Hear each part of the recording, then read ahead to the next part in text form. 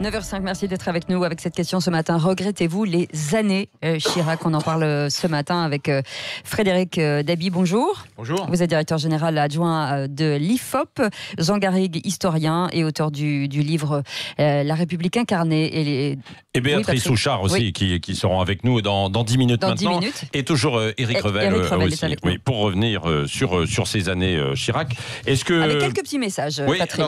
Des messages. Oui. Qu'est-ce qu'on en dit alors déjà, il y a un petit message de Louise Colombi qui dit « Mon mari m'a toujours fait rire avec ses imitations hilarantes de Jacques Chirac ». Parce que c'est vrai, je disais hors antenne tout à l'heure, qui n'a jamais imité Jacques Chirac? Il y a Marie-Laure Belliard qui dit « Un grand séducteur, pas le meilleur président, mais pas le pire non plus.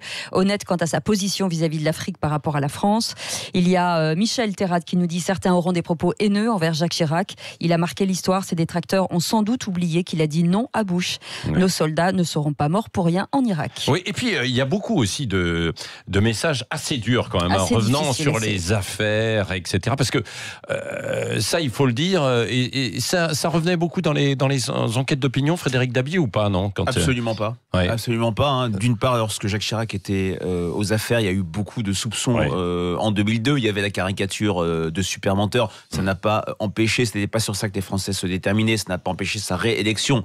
Bien sûr, dans des circonstances exceptionnelles liées à l'élimination de Lionel Jospin. Et quand dans une enquête IFOP Paris Match faite en 95 pour les 20 ans de l'accession au pouvoir de Jacques Chirac, ce qui sortait le plus, comme ça a été dit par différents auditeurs de Sud Radio, c'est la non-intervention en Irak, ouais. C'est le refus de s'allier au Front National. Tout le monde a en tête 2002, mais rappelons-nous qu'en 1998, une partie de la droite aux élections régionales était tentée par une cogestion RPR-UDF, Front National, ouais. Jacques Chirac y avait mis fin. Et puis c'est l'ami des paysans, le Corrézien, avec également la réforme du service militaire. Il y a un bilan extrêmement contrasté, mais ce qui reste aussi, c'est l'homme et la proximité qu'il suscitait auprès des Français. Alors oui, bilan effectivement, bilan où on s'appuie beaucoup sur l'agriculture. Et quand on regarde de plus près les choses, que disait Natacha Polony ou Elisabeth Lévy aussi ce matin, Éric Revel, c'est que il a accompagné l'industrialisation de l'agriculture, quoi. C'était la mondialisation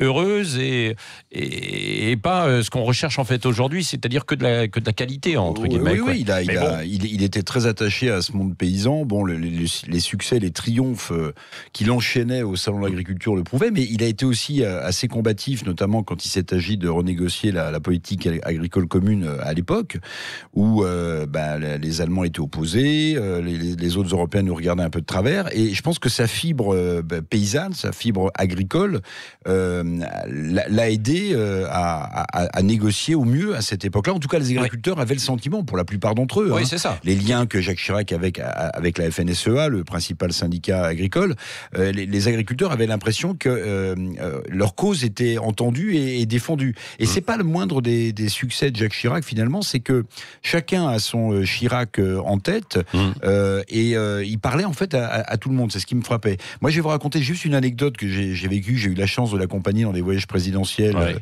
au nord du 60e parallèle, parce que c'était un amoureux des arts premiers, Jacques Chirac. Oui, c'est vrai. Donc, en pays inuit, ce jour-là, c'était Jean Chrétien qui était Premier ministre canadien, et il a invité Jacques Chirac, et donc les journalistes qui le suivaient, à venir inaugurer le Parlement inuit à l'époque. Alors, il a fait ça très bien. Je le revois en train de faire la queue pour avoir son petit plat de salade et de tomates, comme tout le monde, Chirac attendait. Mais c'était un passionné de culture, et les Inuits, vous savez, qui empilent ces pierres, qui font des sculptures absolument magnifiques. Chirac était en admiration et avait un savoir sur la sculpture inuite qui, moi, m'a fasciné, parce que j'ignorais, en fait, je vais vous le dire, j'étais un peu plus jeune, mais j'ignorais, par exemple, que les Inuits avaient développé un art de la sculpture à ce moment-là. Chirac était en train de regarder des sculptures inuites et il était capable de parler. Oui, c'était un homme effectivement très cultivé, bien sûr. André Santini nous l'a rappelé ce matin, quoi. Il faisait c'est ce Chirac-là, et puis c'est un Chirac complètement surprenant. À l'époque, sur une radio où je faisais une émission, je faisais un truc qui s'appelait Sans parti pris, donc j'accueillais des invités politiques pour parler de tout, sauf de politique. Donc on parlait d'amour, d'adolescence, de musique, de souvenirs, etc. Et donc je vais voir Chirac, et Claude Chirac était là pour lui présenter l'émission. Et il m'écoute, il dit rien, je me dis ça va pas marcher, puis il me dit écoutez, je viens, mais à une condition. Je lui dis écoutez, monsieur Chirac, je pense que la condition, je vais essayer de la remplir. Attendez de savoir ce que c'est que la condition. Je dis oui, mais dites-moi. Il me dit écoutez, comme on va enregistrer l'émission, En fait, j'arriverai la veille de Guadeloupe ou de Martinique, me dit-il. Alors, je vais venir, mais à la condition qu'avant de faire l'émission, on boive un petit punch. Et en fait, il me dit, vous venez avec du sucre de canne, moi je viendrai avec du rhum paille et un citron. Et il est arrivé, il a coupé son citron et on a bu 2 petits punches avant de commencer l'émission, ce qui est quand même, si vous voulez, c'était sa condition pour venir. Donc c'était rien du tout, quoi. C'était aussi ce Chirac-là, quoi. Oui. Frédéric Dabi. Oui, c'est ce Chirac bon vivant que les Français ont apprécié. Ce côté bon vivant lui a donné 2 atouts. D'une part, ce que j'appelle une proximité identificatoire. Les Français disaient, ce type qui prend du saucisson et de la charcuterie de bon matin, qui boit le petit verre de blanc, nous ressemble, il est comme nous.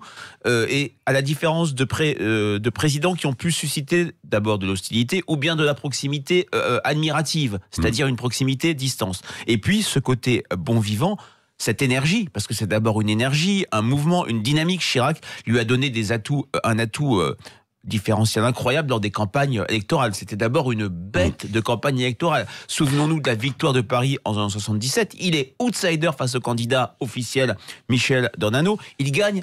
Et en 83, et également en 89, il fait le grand chelem, 20 arrondissements sur 20. Plus personne ne l'a fait à droite ou à gauche. C'est ce qui ressort beaucoup sur les réseaux sociaux. Il y a Patrice, par exemple, qui dit Chirac était bon pour accéder au pouvoir, mais une fois la tâche accomplie, moins pour gouverner. Vrai ou pas? Que ce soit à la mairie de Paris, il a fait des choses quand même à la mairie de Paris. Beaucoup, il a été, comme je dis, réélu 2 fois. Et puis, comme président, il a été réélu en 2002. Mais c'est vrai qu'il y a eu un décalage entre la popularité incroyable qu'il a acquis en fin de campagne de 1995, l'homme seul, l'homme trahi par Balladur, Pasqua, Nicolas Sarkozy le premier, et le président qui a déçu très vite. Dans le baromètre IFOP JDD, qui est le plus ancien de la Ve République, c'est le président qui devient impopulaire le plus rapidement. Dès juillet 95, il est élu 2 mois avant, avec la hausse de TVA de 2 points, la baisse du livret A, parce qu'il avait trouvé des caisses qui, il faut le dire maintenant, avaient été bien vidées par Édouard Balladur, et la reprise des essais nucléaires. Il perd cette dissolution improbable, il connaît 5 ans de cohabitation, il se refait une popularité, il gagne en 2002, et puis 2 mouvements. D'un côté, il reste très populaire parce que c'est l'acte lourd de ce mandat, il décide de ne pas intervenir en Irak aux côtés des États-Unis, et malgré cela, il finit son mandat dans des conditions catastrophiques. J'avais écrit un papier sur 2005-2006, Annus Horribilis pour Jacques Chirac. Il y a le CPE, il y a les émeutes de banlieue, il y a le 29 mai 2005, le référendum qu'il perd sur le traité constitutionnel européen, et à titre personnel, il finit avec un AVC qui le diminue beaucoup fin 2005. Oui, année difficile, et puis sur un plan économique, c'est ce qu'on disait tout à l'heure. Alors j'ai écouté Frédéric de Saint-Cernin. Bon, oui, mais la croissance, en fait, on le sait bien. Là, à un moment, elle repart dans le second quinquennat, enfin le premier quinquennat et le dernier mandat de Jacques Chirac, parce qu'en fait, il y a un environnement économique international qui est positif, mais pour le reste, pardon, mais Jacques Chirac, grâce à Henri Guénaud, je crois, et à Todd, il a identifié cette idée de fracture sociale. Mais qu'est-ce qu'il y a de neuf aujourd'hui quand on parle du mouvement des Gilets jaunes? On parle de la fracture sociale, de cette France qui s'ouvre, de cette France périphérique versus la France qui va mieux. Donc, alors, Jacques Chirac n'est pas le seul responsable de tout ça, mais c'est vrai. En fait, il y a la bête de scène, il y a la bête politique, et derrière, il y a ce qu'il fait de ses triomphes. Et puis, on rappelait qu'en 2002, quand il est réélu, 82% des voix face à Jean-Marie Le Pen. Il le dit dans ses mémoires, j'ai sans doute fait une erreur de ne pas mettre en place un grand gouvernement d'union nationale, mais là, il aurait pu saisir l'occasion pour tenter de mettre des réformes en place. Oui, allez, regrettez-vous les années Chirac? On va continuer d'en parler dans un instant jusqu'à 10h moins le quart avec des réactions. Des réactions, et vous l'avez dit, Villeneuve qui dit Chirac fut le premier et le plus mauvais président de la cinquième, le premier plus mauvais président de la Ve République, sans idéologie, sans moralité. Il n'a rien fait durant ses mandats, sauf supprimer la retraite à 60 ans et trahir honteusement les USA. C'est faux. Voilà, c'est faux. Il ne l'a pas supprimé du tout. Le débat dans un instant. Voilà, c'est ça. On y revient dans un instant. Restez avec nous, 9h14, c'est le Grand Matin Sud Radio. Le Grand Matin Sud Radio. On a beaucoup écouté ce matin en fait toutes les sorties en fait de Jacques Chirac, et les sorties aussi évidemment reprises par les Guignols et réinterprétées. Tiens, si on en avait une petite pour se remettre un petit peu tout ça en bouche, parce que c'était tellement bon. Richard, notre technicien, effectivement, allez, on se réécoute un Jacques Chirac, magique, mais version Guignol. L'affaire Schuller peut vous faire perdre les élections? Non. Sûr? Ah ouais, j'en ai vu d'autres, hein. Mairie et sa cassette, là. J'ai dit abracadabrantesque et 2 jours après, plus rien. Pareil pour mes billets d'avion liquide. J'ai dit psst, et fini. Et Sylvain, il voulait faire sauter la République 200 fois. Ça a fait blop son histoire. Alors Schuller, ça fera chebam et c'est tout. Chebam? Eh oui, pour moi, les affaires, ça fait psst, blop, chebam, whiz. C'est quoi ça? Je révise mes onomatopées. Parce qu'avec ce qui va me tomber sur la gueule pendant la campagne, j'ai intérêt à être béton sur mes arguments. Voilà ce matin. Ouais, et ça résume d'ailleurs aussi beaucoup de vos messages où vous n'oubliez pas qu'il y a eu pendant cette campagne, ces années, pendant les années Chirac et même avant, il y a eu en parallèle les affaires. Hein. Jean Garrigue, vous nous avez rejoint. Oui, on a l'impression là, on est évidemment au moment du deuil, une sorte d'unanimité d'un personnage unanimement reconnu, respecté, aimé. Jacques Chirac, comme le disait Madame Chirac en 1988, les Français n'aiment pas mon mari, donc ça n'a pas été facile. Et puis, évidemment, il y a eu Jacques Chirac, il est vraiment l'incarnation de tous ces systèmes qui s'étaient mis en place, de financement occulte des partis politiques, d'emplois fictifs, etc., qui s'étaient mis en place dans les années 80, même 70 d'ailleurs, et qui ont éclaté à la face de l'opinion publique au début des années 90. Les procès sont venus bien après. Lui, il a été finalement condamné qu'en 2011 pour l'affaire des emplois fictifs, mais il est quand même l'incarnation de peut-être de cet ancien monde, on espère qu'il ne va pas se prolonger aujourd'hui, mais dans lesquels les hommes publics avaient un peu tendance à considérer que l'argent public était leur argent privé. Faire un peu... Complètement. Béatrice Houchard, Frédéric Dabi. Béatrice ? Oui, c'est effectivement tout un ancien monde qui disparaît. C'était effectivement une époque où d'abord il n'y avait pas la législation qui existe actuellement qui est venue par sur le financement des partis politiques, avec maintenant le financement public. Et puis des choses qui se savaient moins et qui seraient impossibles aujourd'hui. Parce que je ne sais pas si on doit dire transparence, me méfie toujours un peu de ce mot-là. Parce que les réseaux sociaux font que tout se sait, tout se raconte. Et il y a des tas de choses sur Chirac. Alors, je pense aux histoires d'argent, mais aussi à ses propos de Soudard, parfois, à ses propos sur les femmes, ou avec des choses complètement impossibles aujourd'hui. Ça déclencherait des MeToo et invraisemblables. Les frais de bouche de Jacques Chirac à la mairie de Paris, les voyages et les séjours somptuaires dans les îles, l'île Maurice et autres, c'est des choses qui aujourd'hui seraient plus possibles. C'est vrai qu'ils reviennent dessus. Gilles de la Tourette, pardon pour le nom, nous dit 600 € de frais de bouche par jour à la mairie de Paris pendant 8 ans, la pointe de l'iceberg, aucun regret. Est-ce que ça ressort dans les enquêtes, Frédéric Dabi? Prenons les temps passés, c'est dans la période 2002 qu'il y a vraiment une concentration des affaires sur Jacques Chirac, les billets d'avion, les frais de bouche, l'affaire de la cassette mairie. Les Guignols qui en remettent une bouche où ils étaient moins sympathiques. Super menteur. Ça n'a jamais percolé, ça n'a jamais impacté. Il y avait toujours cette image de sympathie vis-à-vis de Jacques Chirac, et cette image un peu qui sentait peut-être plus le soufre que par le passé a volé en éclats quand justement Lionel Jospin, dans une gaffe mémorable en revenant de la Réunion dans un avion, a parlé d'un homme usé, vieilli, fatigué, et il y a eu de nouveau un courant de sympathie face à celui qui avait lui-même dit on m'accuse d'un délit de sale gueule. Les Français, d'une manière générale, sont très peu sur un tous pourri. S'ils sont sévères, ils l'ont été quand même. S'ils sont sévères sur Jacques Chirac, c'est peut-être sur le tous impuissant à résoudre la crise, à faire baisser le chômage. Ce n'est pas la première grille d'évaluation de l'opinion. En tout cas, c'est ce qui ressort dans l'opinion. Jean Garrigue, malgré tout, c'est ce qui amène Jean-Marie Le Pen au second tour en 2002. Oui, c'est vrai que la sécurité était le thème de la campagne. Mais on ne peut pas nier que, moi je pense, la concentration des affaires, l'abracadabrantesque, etc., l'affaire de la cassette mairie, ont quand même joué un rôle d'accélérateur de cette désaffection.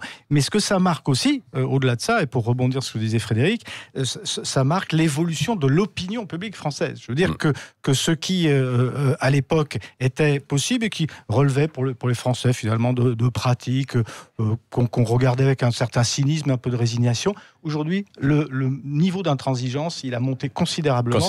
On est dans une exigence de transparence absolue, peut-être excessive. On a vu les ravages assez récents. Et donc, il y a quelque chose aujourd'hui qui manifestement à travers le filtre des réseaux sociaux, etc. Il y a une intransigeance qui est montée, une exigence comme ça. Et au fond, Chirac, aujourd'hui, ça serait plus possible. Oui, absolument. Et pourtant, il y a des messages qui vont dans le sens de Frédéric Dabi, qui dit sur les photos de Chirac, ça porte des espadrilles, ça sort de Paris, ça fume des clopes, ça boit de la bière, ça colle des citations marrantes, ça sourit. C'est ce qui met encore plus le bourdon, c'est cette France-là, là où c'était peut-être dur d'y travailler, mais en tout cas beaucoup plus sympa. Ouais. Ça c'est les années Chirac, quoi. Oui, ça c'est les années Chirac. Alors, Béatrice Souchard. Moi, ce qui me gêne un peu, c'est que j'ai l'impression qu'on a enterré Mère Teresa, l'abbé Pierre. Bon. Ah bah non, regardez ce qu'on vient de dire. Oui, non, mais globalement sur la tonalité.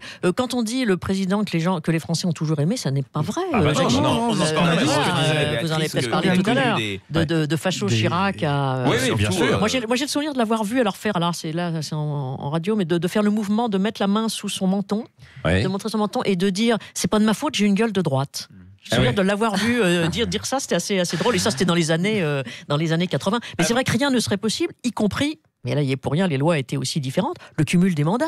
Maire de Paris et député de Corrèze et Premier ministre. Il a été aussi en 95, exactement, maire de Bordeaux, Premier ministre. C'est ce qu'on appelait les professionnels de la politique. On va au standard dans un instant, Cécile. Avec Jean-Noël. Avec Jean-Noël qui nous appelle au 0826 300 300 et on continue avec autour de cette question. Regrettez-vous les années Chirac? Et puis tout à l'heure aussi, je rappelle qu'à 10h moins le quart, on aura Édouard Bergeon, réalisateur du film qui est à l'affiche Au nom de la terre. Ça nous ramène à l'agriculture, qui est un film formidable sur les difficultés aujourd'hui du secteur agricole, avec un suicide tous les 2 jours d'agriculteurs en France. Et un sujet important pour Jacques Chirac. Restez avec nous, il est 9h28, c'est le Grand Matin Sud Radio. Le Grand Matin Sud Radio. L'enquête de la matinée.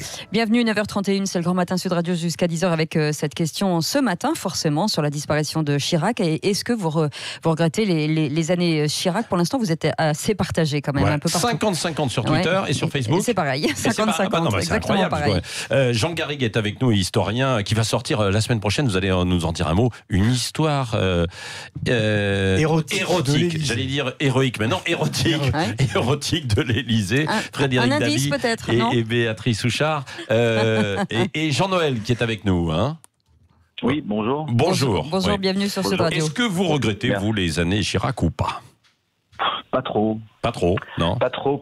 D'abord, mémoire pour ce ancien président, M. Chirac, et tout mon respect. Et à sa famille, mes condoléances, c'est tout à fait normal, c'est un être humain. Mais par contre, en tant qu'homme, il y a des trucs qui m'ont un peu heurté, même si en 81 j'étais très jeune. C'est-à-dire qu'il a tout fait pour faire battre Giscard et faire élire M. Mitterrand en 81. La monnaie de la pièce lui a été rendue en 88.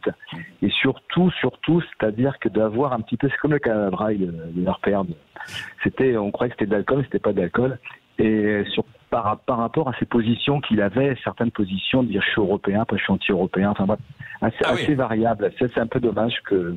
C'est-à-dire que la ligne politique qu'il a voulu croire, qu'il a voulu faire au départ, par rapport aux actes, était aux antipodes. Oui, c'est vrai. C'est ça qui m'a un peu ennuyé. Oui, ça c'est vrai. Merci Jean-Noël, vous pouvez rester avec nous.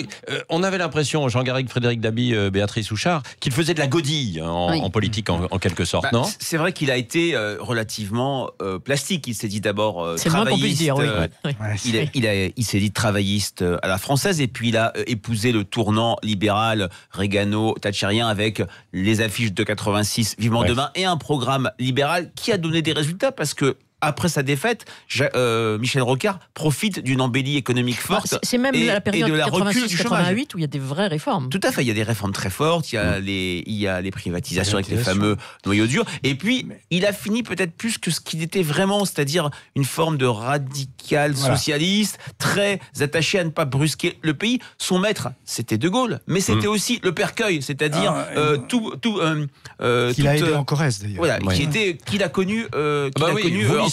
L'historien, comment vous le classez, justement. Mais le fond des choses, effectivement, c'est une sensibilité radicale socialiste. Il est un homme du XXe siècle, pas du XXIe. Il est un radical socialiste, centre-gauche et centre-droit, très, très, très imprégné par ça, le terroir, une vision d'une France rassemblée, une France pacifiée. C'était très important. Il avait été traumatisé aussi par mai 68. Et 95. Mais surtout par mai 68. Lequel il a joué et la mort de Malik Oussekine en 86. Et la mort de Malik Oussekine. Donc c'est ça d'abord. avec évidemment un engagement dans la famille gaulliste. Et au fond, le tournant néolibéral, c'est d'abord Édouard Balladur qui en est l'inspirateur. Et Chirac suit les choses parce que c'est d'abord un conquérant. Chirac, c'est d'abord la conquête du pouvoir, et donc à n'importe quel prix. Et c'est vrai qu'il y a la oui, ça, les auditeurs le disent beaucoup. Et un reproche qui revient assez régulièrement, c'est la suppression du service militaire.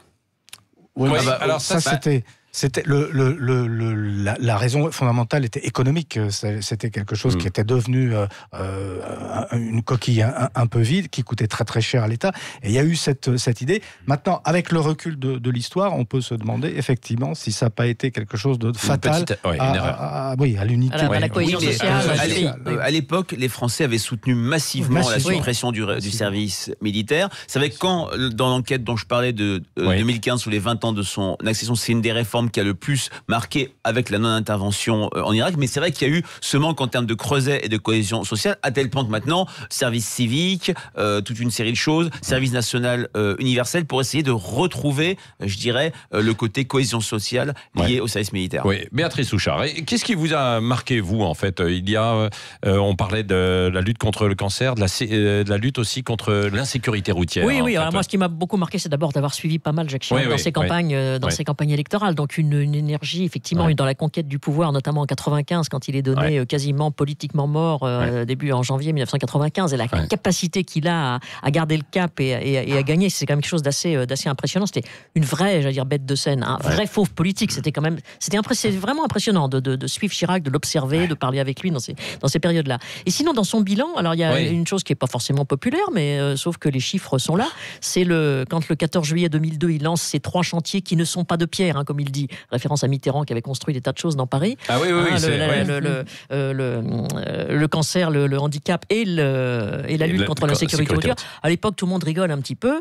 À l'époque, il y a 8000 morts par an sur les routes. On est à 4000 et c'est très intéressant cette histoire. Je pense que ce sera étudié parce que c'est une compétence nationale, une volonté politique, un ministre derrière, Gilles de Robien en l'occurrence, un peu Nicolas Sarkozy qui a récupéré quand les chiffres ont commencé à être bons, mais surtout Gilles de Robien, qui se disent on y va, on fonce, alors pas forcément populaire, c'est les radars un an plus tard, et des résultats quasi immédiats avant même les radars. C'est-à-dire que là, il y a une preuve du poids de la parole politique et de la volonté politique. Et ça a marché.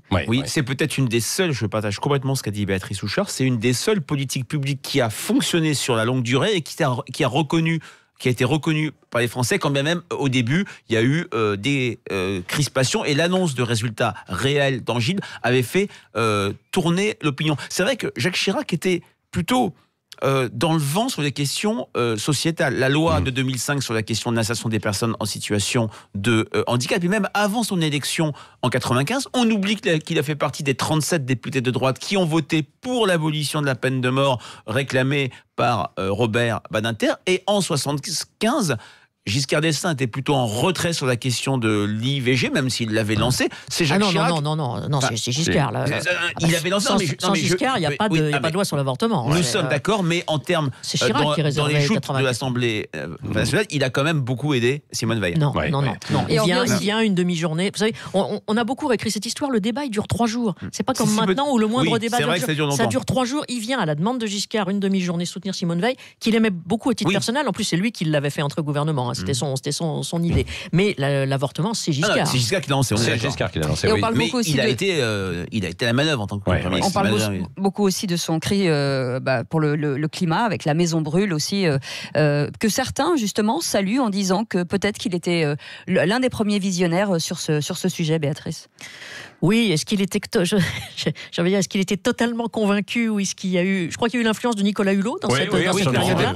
Il l'avait, c'était peut-être pas spontané, mais c'est normal pour quelqu'un de cette génération, je pense, de pas forcément être sensibilisé à ces questions-là. Et le discours de Johannesburg, effectivement, a beaucoup marqué. Et j'allais dire tombe à pic, étant donné ce qui se passe maintenant sur le climat, bien sûr. Oui. Alors il y a autre chose aussi finalement autour des années Chirac, et aujourd'hui quand on se retourne un petit peu, on se dit vous l'avez évoqué à l'instant, il y avait Valéry Giscard d'Estaing. Valéry Giscard d'Estaing, ils ont eu une rivalité permanente. Oui. qui remonte loin. Ce que disait Jean-Noël tout à l'heure. Lorsque Chirac a commencé par être son ministre délégué au budget ou secrétaire d'État au budget, je ne sais plus quel était le poste. Oui, où Giscard se faisait servir le thé quand il recevait Chirac, mais Chirac n'avait droit à rien. Je crois qu'il ne buvait pas de thé, donc c'est pas grave. Mais enfin, quand même, l'humiliation était là. Mais Giscard, alors c'est vrai que Chirac fait battre Giscard en 81, mais Chirac fait élire, aide largement la victoire de Giscard en 74, qui est quand même élu avec moins de 500 000 voix d'avance, comme dirait Jean-Luc Mélenchon, 500 000 voix. Oui, mais après, ils ont toujours une rivalité. Et la rivalité, alors qu'il le prend à l'hôtel Matignon, soit dit en passant, imaginez à l'époque, 74, c'est très vieux pour chacun de nous, mais un président de 48 ans et un premier ministre de 43 ans, c'était un sacré coup de balai sur la vie politique. C'était très très jeune, c'était quasiment le même effet qu'Emmanuel Macron 40 ans. C'était vraiment une vraie rupture avec les années Pompidou-De Gaulle. C'est vrai que Jacques Chirac, en trahissant, entre guillemets, il fait une analyse politique, il se rend compte que Chaban n'a aucune chance de battre François Mitterrand. On ne le saura jamais, mais c'était quand même pas très bien parti. François Mitterrand fait 40% au premier tour en 74.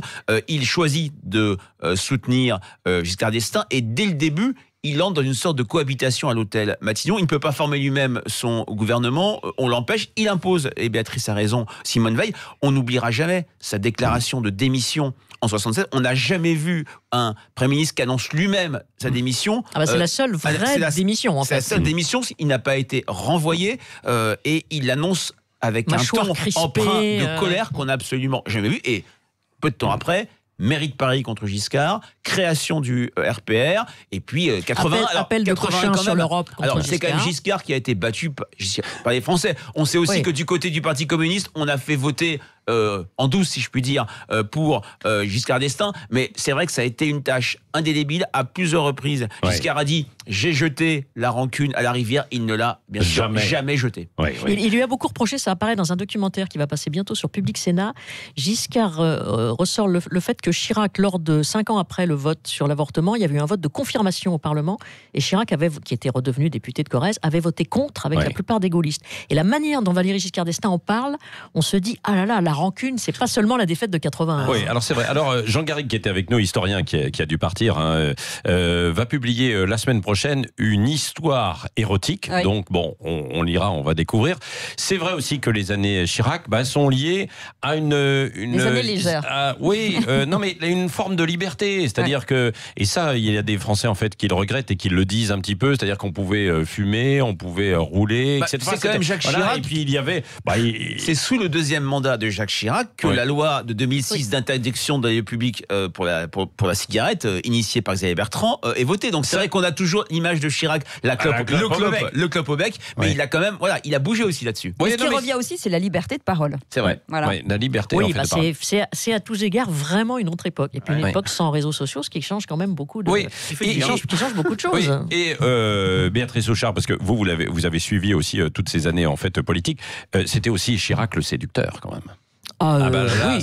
Plus que... Je ne sais pas si ce sera dans le livre de Jean, s'il y aura des anecdotes dans le livre de Jean Garrigue, probablement, mais on en connaît tous.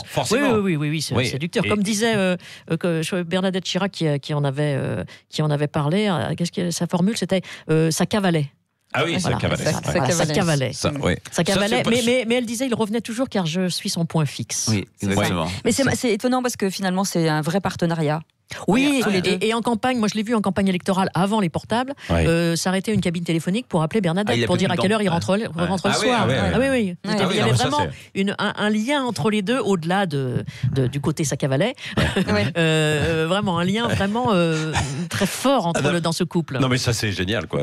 C'est vrai que l'image aussi, il s'arrêtait dans une cabine téléphonique, c'est les années Chirac. Ah oui, là. Oui, parce que c'était autre chose. Il y a autre chose. Ils étaient tous les deux beaucoup sur les routes. Ils rentraient dans leur circonscription et dans leur canton tous les week-ends avant que Jacques Chirac soit élu maire de Paris. Ça a été un couple politique. N'oublions pas que elle était très influente. A été élue. Elle a été élue en 79. Elle est restée conseillère cantonale puis départementale quasiment une quarantaine d'années. Elle y était vraiment, elle ne faisait pas d'affiguration. Bon, merci à tous, Frédéric Dabi, Jean Garrigue, Béatrice Hauchard, d'avoir été avec nous, et vous évidemment aussi pour vos commentaires, vos appels à Sud Radio 0826 300 300. Merci d'avoir nourri le débat. On termine un peu à, c'est toujours du 50-50. Non mais c'est incroyable. Est-ce que vous regrettez ou pas ces années effectivement Chirac? Le truc c'est qu'ils savent pas s'ils regrettent l'homme ou l'homme politique. Il y en a beaucoup qui disent il faudrait passer à autre chose, etc. Mais bon, écoutez. écoutez, c'est quand même normal qu'on s'arrête sur. C'est une page en fait de l'histoire en fait de la France, de la vie politique et puis de nos vies, bien sûr. Plus de 40 ans de vie politique, ce que peut-être plus personne ne fera. Bien sûr. Et 2 mandats de présidentiels, ce qui est quand même assez énorme. Et dans un instant, on va remonter justement aussi à ces années.